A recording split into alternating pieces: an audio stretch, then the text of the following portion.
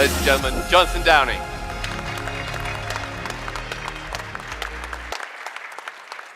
Thanks a lot. I said to Gillian earlier, the best part of that Savoy video is that Declan's not in it. Let's see if I can get this working. My name is Jonathan Downey, and I think it's very important to point out that I am not a bartender. I'm here today because in March 2001, I met Dale DeGroff on a cocktail safari in Manhattan. And on the same night, after 7 bars and 14 cocktails, he took me downtown to Eldridge Street and introduced me to Sasha Petrasky at Milk and Honey there. That night, Sasha and I got talking. I said, have you ever thought about opening one of these in London? I absolutely loved the place. He said he'd never been to London, he'd love to go, and almost a year later, we opened Milk and Honey in London. And he was a very great friend of mine. Whenever I come to New York, I always miss him the most.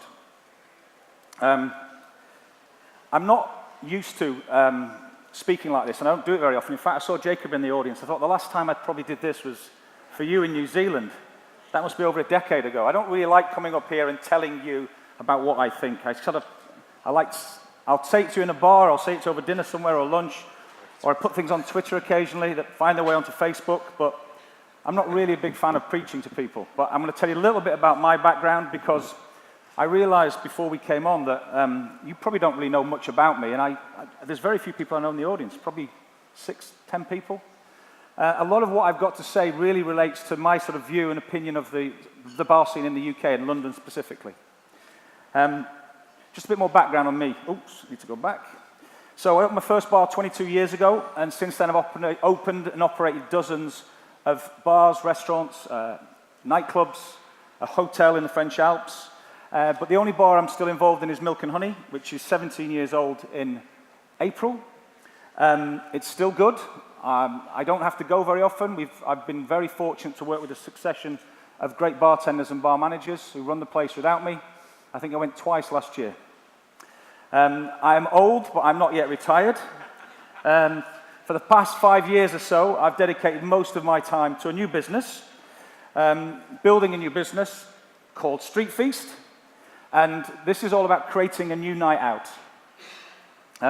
We've got 5 sites in, I keep going ahead quickly. We've got 5 sites in South, East and East London, and we'll welcome over 2 million guests to our venues this year. We create street food night markets and arenas on rooftops, in warehouses, car parks and abandoned markets by bringing together some of London's best street food traders and then surrounding them with single spirit and specialty bars. This is a picture of Dinorama, which is our 1,000 capacity venue in Shoreditch. It's got 10 street food kitchens and 10 bars. And if you visit in London, it's a pretty good night out. Next up is, this is our site in Woolwich. It's in an old market hall. We've got it for 2 years, that's all. We turned it from that empty space into that lively place in just 23 days. We've got 8 kitchens and 5 bars there. Overall, we operate 41 bars in our 5 venues. Those are just some of them. None of them will ever feature in the world's 50 best bars, but we do well in other ways. So that's a little bit about what I've been doing. And I've got 8 quick points to make. And before I get into that, I just want to say what a pleasure it's been for me in the last 20 years plus to work in this industry. I've met some brilliant people. I've traveled everywhere.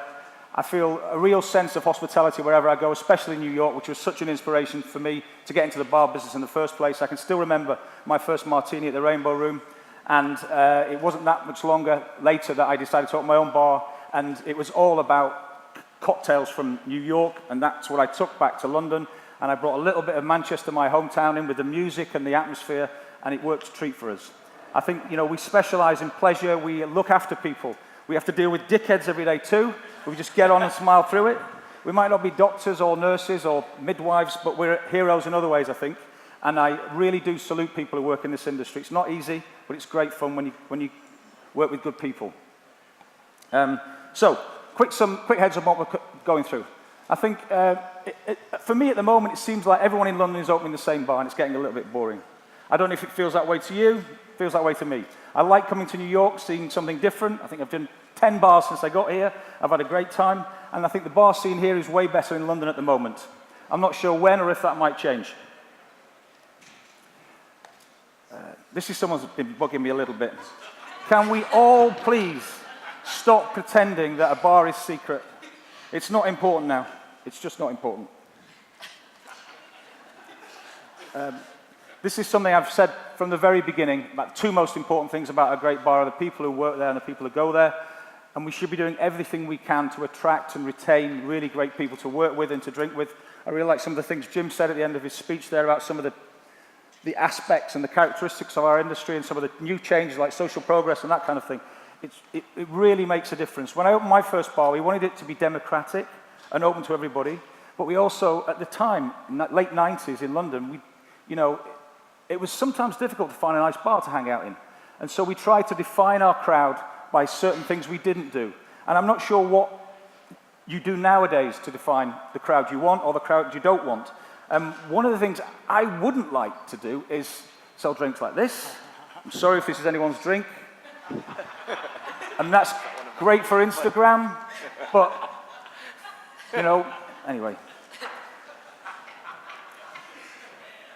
Something I think is being overlooked, that making money is much more important than winning awards.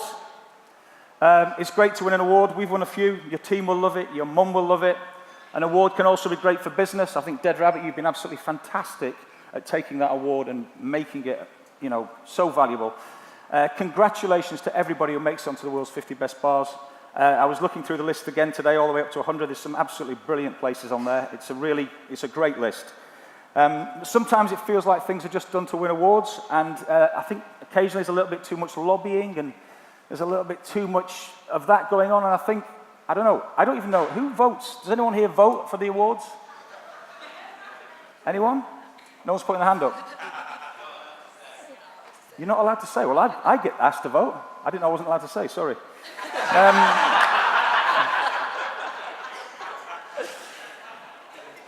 Anyway, making money. This is one of our bars. It's called German Sex Dungeon, okay? It does craft cans and shots.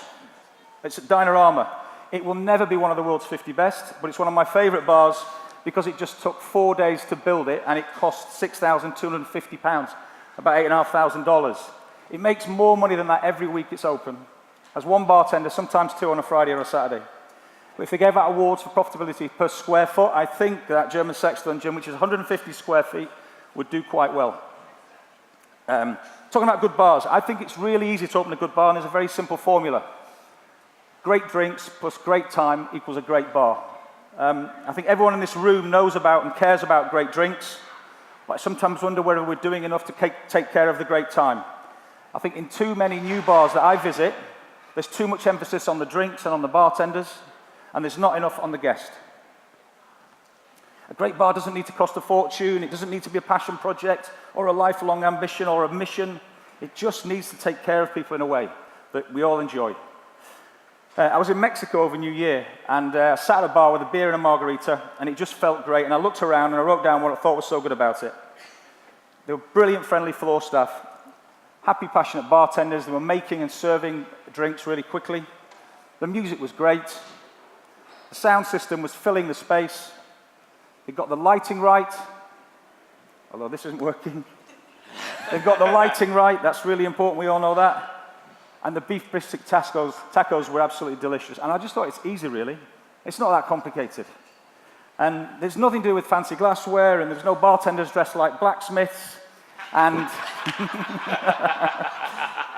there wasn't a smoker or a rotovac in sight. So, great bar. Next one. I think innovation is overrated. And this is something I was talking about with William. And I know it's really important to stand out in a very competitive market, but some of the stuff is ridiculous. I went to this bar in, this is a tweet I put from about a year ago. I didn't actually go there and set fire to that bar, but I was very tempted. Does anyone know which bar that is? I think it's on the list. Sorry if you're here. Running out of time. That was something somebody sent to me in response to a tweet, and I kind of know what he means. I just groan whenever I hear those words. Let me explain the concept of the menu to you. Okay, right. I'll just have a gin and tonic, please. Right, this is my final slide. And I think that's a fact. That is a fact.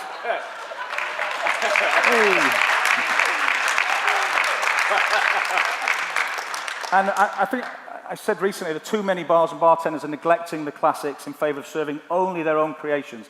I hate going into a bar where every single drink on the menu is brand new. I think it's self-absorbed and it's the opposite of hospitality. I don't want to be part of your experiment. Nobody is that good that they can come up with that many killer winner drinks, and you're never going to create a new drink that is better than daiquiri. There needs to be more balance in what bartenders are doing. Let's spend more time working out how to serve a spectacular classic every time, as well as on all the new stuff, please. And that's me done. Thanks for listening, and best wishes with everything you do. Cheers. Thanks a lot. Good. Yeah.